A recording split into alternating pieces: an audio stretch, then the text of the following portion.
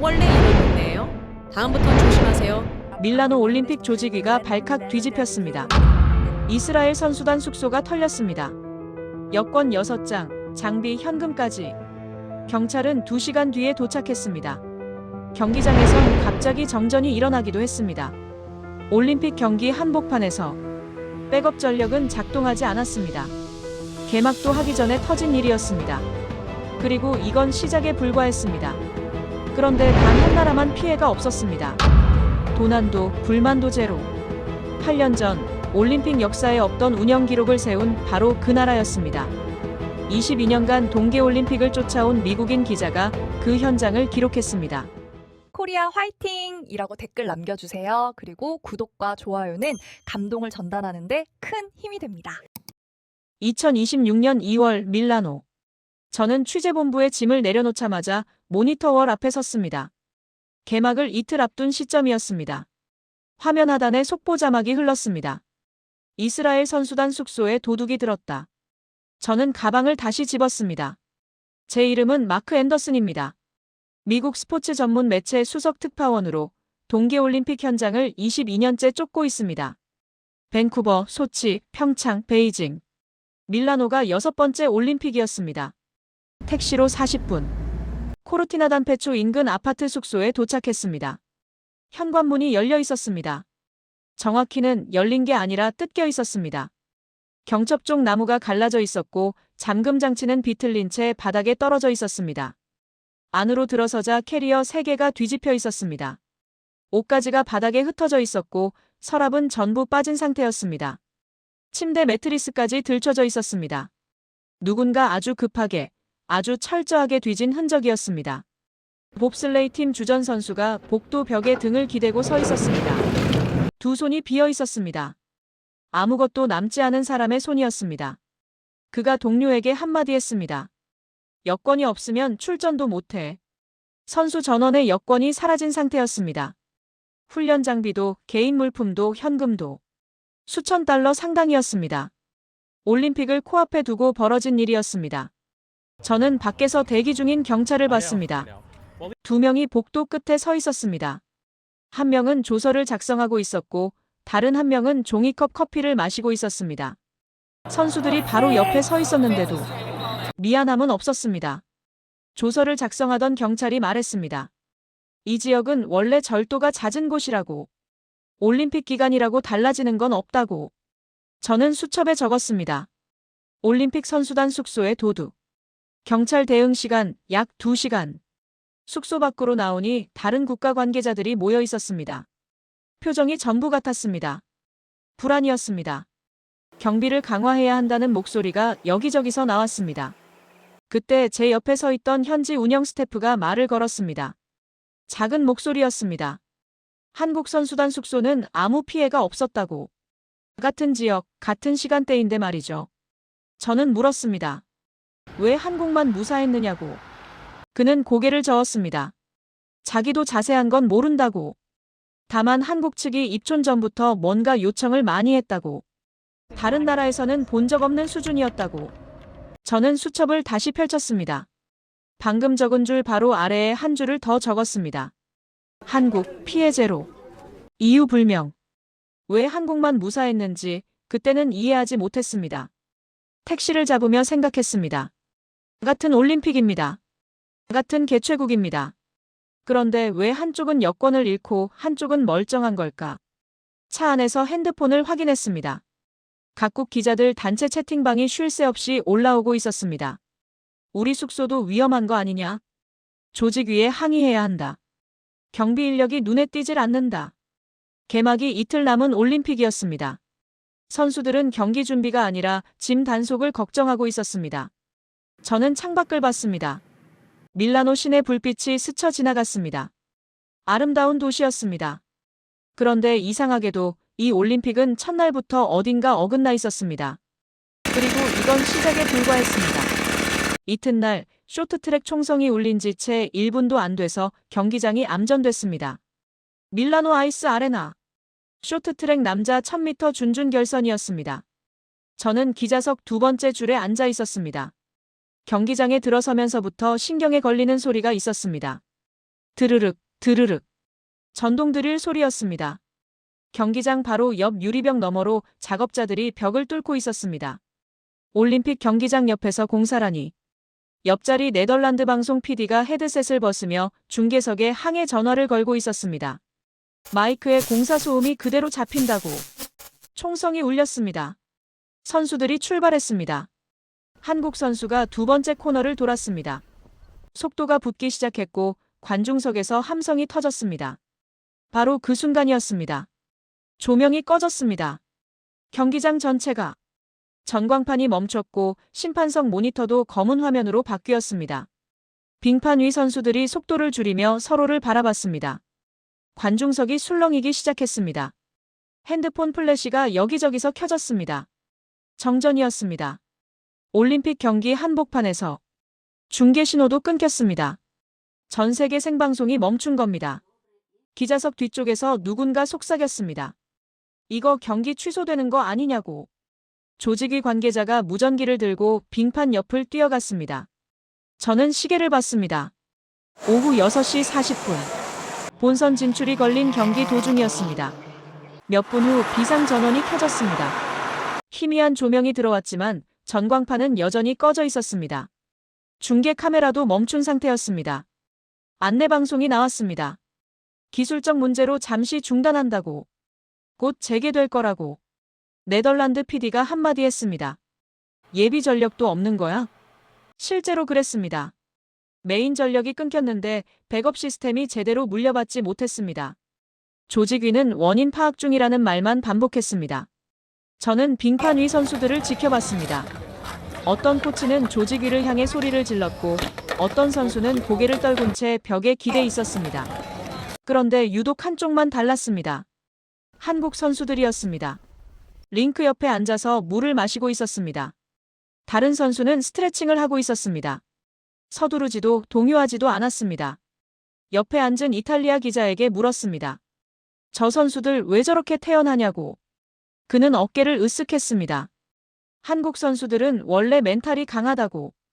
아마 이런 상황도 훈련받았을 거라고. 저는 수첩에 적었습니다. 한국 선수들 정전 상황에서 유일하게 동요 없음. 이유 불명. 왜 저들만 침착한 건지 그때는 이해하지 못했습니다. 30분이 지나서야 전력이 완전히 복구됐습니다.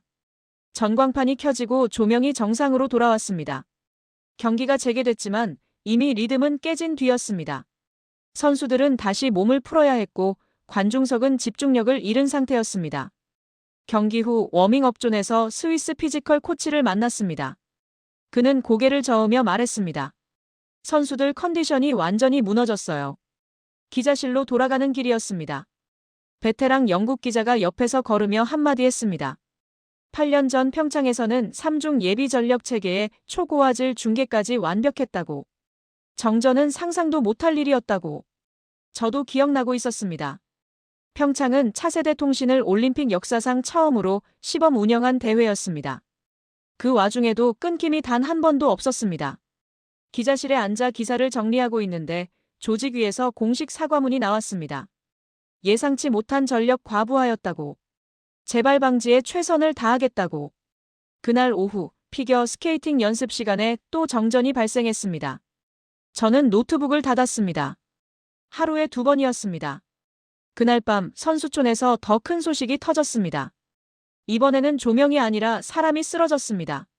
다음 날 점심 선수촌 식당을 방문했습니다.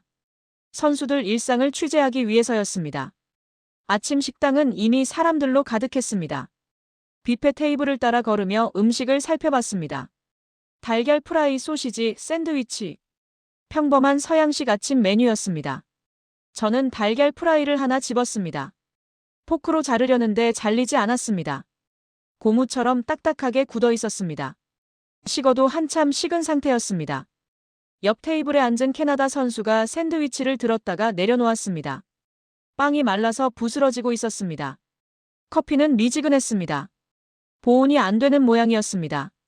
선수들 표정이 전부 같았습니다. 포기한 얼굴이었습니다. 옆 테이블의 노르웨이 선수가 접시를 밀어내며 한마디 했습니다. 이걸로 경기를 뛰라는 건가요? 어떤 선수는 과일만 집었고 어떤 선수는 아예 식당을 나가버렸습니다. 올림픽 선수들은 하루에 수천 칼로리를 소모합니다. 제대로 된 영양 공급이 필수입니다. 그런데 여기선 그게 보장되지 않고 있었습니다. 점심시간에 다시 식당에 갔을 때 분위기가 완전히 달라져 있었습니다. 핀란드 아이스하키 팀에서 노로바이러스 확진자가 나왔습니다. 한 명이 아니라 10명이 넘었습니다. 핀란드 팀 매니저가 조직위와 통화 중이었습니다. 목소리가 식당 끝까지 들렸습니다. 전부 격리해야 합니다. 지금 당장요. 선수들은 즉시 별도 공간으로 옮겨졌습니다. 훈련은 물론이고 경기 일정까지 전면 재검토에 들어갔습니다. 의료진이 식당을 점검했습니다. 급식 위생 관리가 부실했다는 결론이었습니다. 조리 과정, 보관 온도, 배식 시스템 전반에 문제가 있었습니다. 스위스 대표팀 코치는 아예 선수들에게 식당 음식을 먹지 말라고 지시했습니다. 바깥에서 사 먹으라고. 하지만 모든 팀이 그럴 여유가 있는 건 아니었습니다. 예산이 부족한 나라 선수들은 선수촌 음식을 먹을 수밖에 없었습니다. 저는 조직위 관계자에게 물었습니다. 급식 시스템 개선 계획이 있느냐고. 그는 난처한 표정으로 답했습니다. 최선을 다하고 있지만 인력과 예산에 한계가 있다고. 올림픽인데 말이죠. 그날 저녁 숙소로 돌아가는 복도에서 이상한 냄새가 났습니다. 구수한 냄새였습니다. 된장찌개 냄새 같았습니다. 선수촌 식당에서는 한 번도 맡아본 적 없는 냄새였습니다. 저는 냄새를 따라 복도 끝으로 걸어갔습니다. 한국 선수단 구역이었습니다. 문틈 사이로 김이 새어나오고 있었습니다. 바로 그때 문이 열렸습니다. 한국 선수 한 명이 도시락을 들고 나왔습니다. 투명한 뚜껑 사이로 하얀 김이 모락모락 피어올랐습니다. 밥과 반찬이 담긴 도시락이었습니다. 뜨거운 상태였습니다. 선수는 복도를 지나 자기 방으로 들어갔습니다. 저는 그 모습을 멍하니 봤습니다. 다른 나라 선수들은 차가운 샌드위치로 끼니를 때우고 노로바이러스에 걸려 격리되고 있었습니다. 같은 선수촌, 같은 시간. 한국 선수들은 뜨거운 밥을 먹고 있었습니다. 저는 수첩에 적었습니다. 한국 선수단 급식 시스템, 내일 취재 필요. 호텔로 돌아가는 차 안에서 계속 생각했습니다. 왜 한국만 다를까? 같은 선수촌인데, 같은 조건인데, 저 냄새의 정체를 알아내야 했습니다. 저 뜨거운 도시락이 어디서 온 건지. 다음 날 아침, 저는 그 문을 두드렸습니다. 한국 선수단 구역 입구에서 잠시 망설였습니다. 허락 없이 들어갈 수는 없었습니다. 마침 대한체육회 관계자가 지나가길래 말을 걸었습니다. 미국 기자인데 한국 선수단 급식 시스템을 취재하고 싶다고. 가능하겠느냐고. 그는 흔쾌히 안내해줬습니다. 저희 자랑거리라면서. 복도를 따라 걸어가니 냄새가 본격적으로 났습니다. 어젯밤 그 냄새였습니다. 문을 열고 들어서자 소형 급식소가 나타났습니다. 가스레인지 위에 큰 냄비가 올라가 있었습니다. 조리사 한 분이 국자로 저으며 간을 보고 있었습니다. 뚜껑을 열자 하얀 김이 확 피어올랐습니다. 곰탕이었습니다. 여기서 직접 요리하시는 건가요?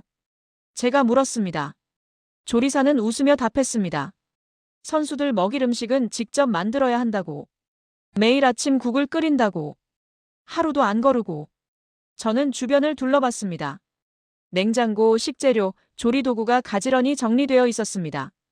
벽에는 일주일치 메뉴판이 붙어 있었습니다.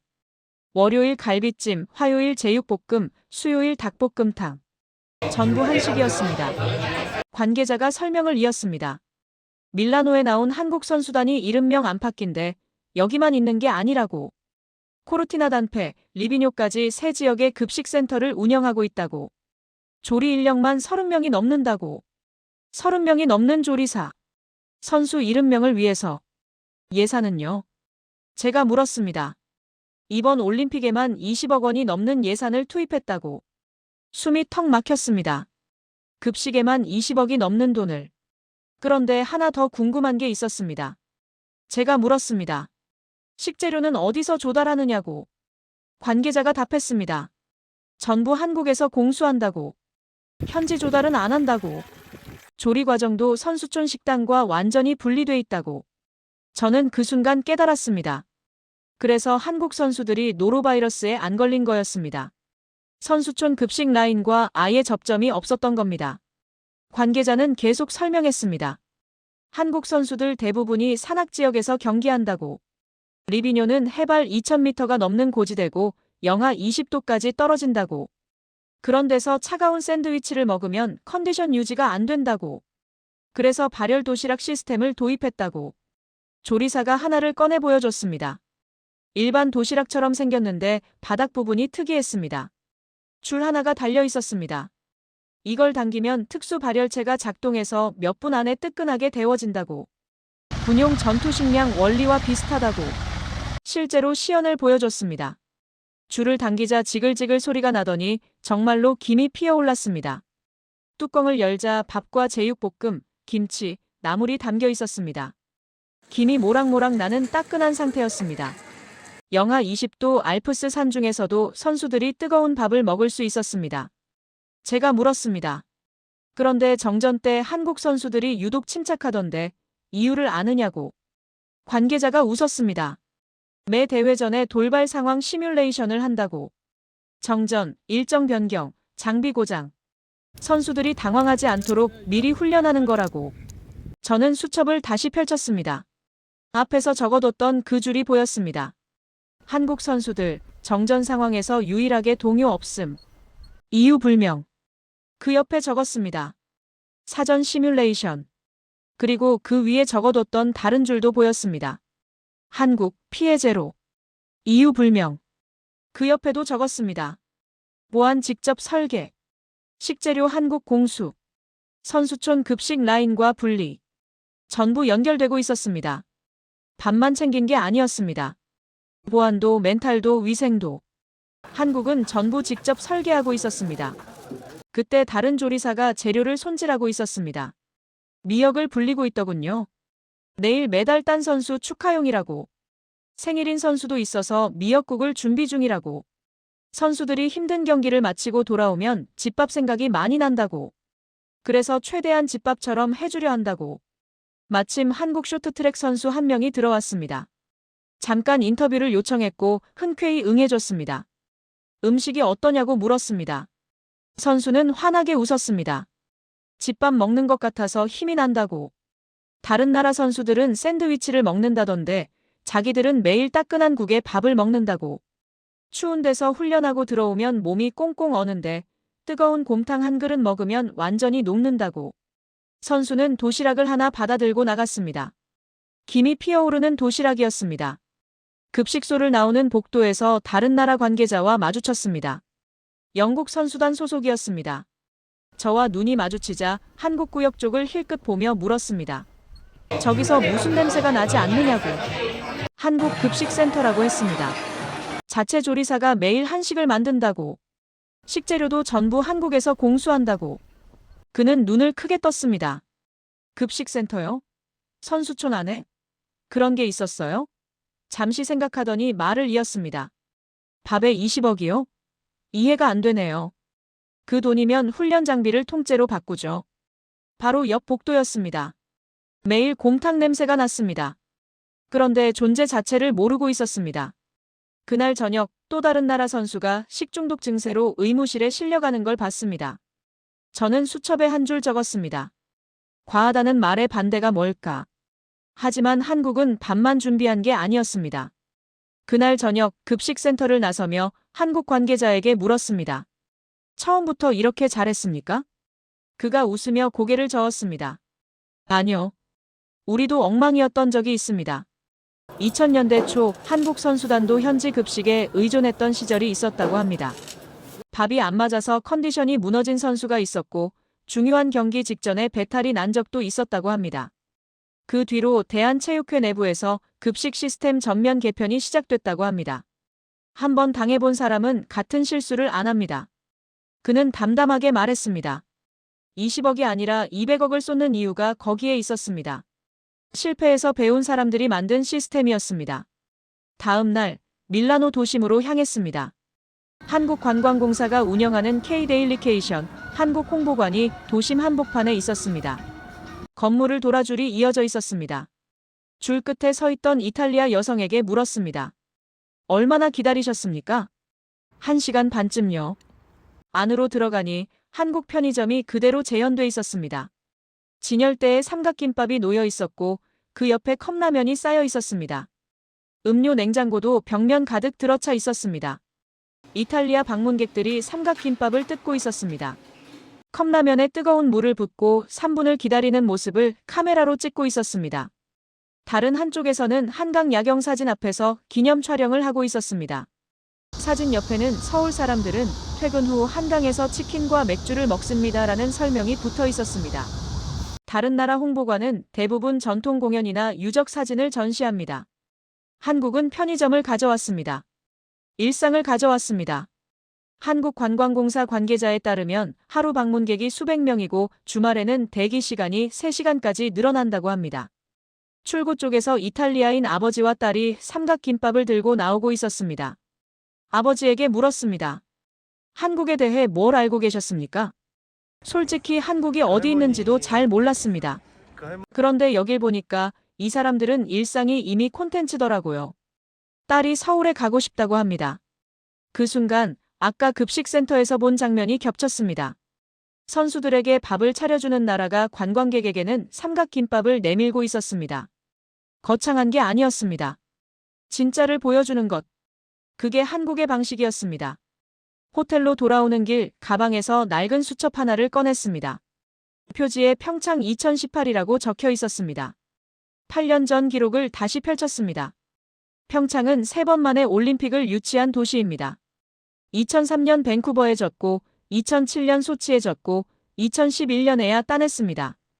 2번의 실패를 겪은 나라가 만든 올림픽이었습니다. 안전과 기술. 대회 기간 중 사건 사고 제로. 차세대 통신을 세계 최초로 시범 운용했고 전력은 3중 백업 체계를 갖췄습니다. 17일간 정전은 단 한 차례도 없었습니다. 밀라노는 개막 3일 만에 경기장 불이 꺼졌습니다. 교통과 의료. 평창과 강릉, 두 도시의 경기장을 모았습니다. 셔틀버스 정시 운행률은 거의 100%. 선수촌 입장 전 전원 건강검진을 실시했고 실시간 감염 모니터링을 가동했습니다. 노로바이러스 감염자 0명. 밀라노에서는 10명이 넘는 선수가 격리됐습니다. 급식과 평가. 24시간 온도 유지 급식 체계를 가동했고 종교와 알레르기를 고려한 맞춤 메뉴를 제공했습니다.